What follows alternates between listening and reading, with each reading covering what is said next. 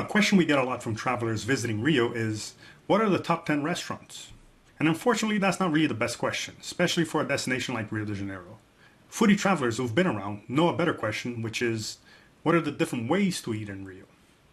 If you like fine dining, then yes, get a list of the top restaurants in Rio and visit them all during your stay. But this is a very superficial way to explore food in Rio.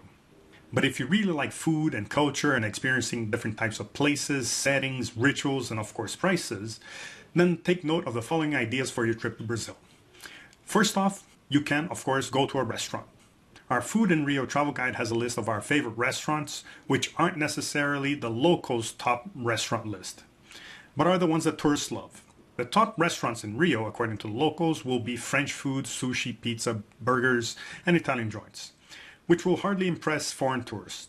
So our list includes places that have excellent Brazilian food and something unique about the place, or the food, or the service. The second way to enjoy food in Rio is to explore corner snack bars. They all have fresh tropical fruit juices that pair up to the local street foods like pastel, bolinho, coxinha. Rio has over 1,000 of these, but the top 10 are listed in our Food in Rio travel guide. The third way to enjoy food in Rio is to do a tasting tour mixed with a pub crawl. Any foodie knows that pub crawls aren't really about drinking, but about eating the best from each bar. And neighborhoods like Ipanema, Leblon, Copacabana have lots of them, each with a specialty. So you can enjoy a beer or a caipirinha at one bar while eating their best finger food.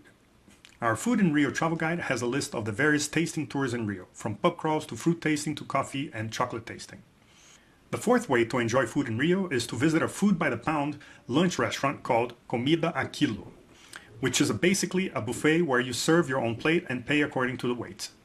This is a great way to dine, especially for large groups, since the buffets tend to have a little bit of everything: steaks, sushi, fish, pasta, salads, and so on. This is also a great business model for restaurants, and it was invented in Brazil, and I'm still surprised that it hasn't picked up around the world. We rate those in our guide also. The fifth way to eat in Brazil is to hit a steakhouse called churrascarias. There you pay one price and you get to enjoy endless meats, as well as endless appetizers, side dishes, and salads. This is one of the must experiences for anyone visiting Brazil. The best one in Rio is called Churrascaria Palace. And no, we don't need a top 10 list.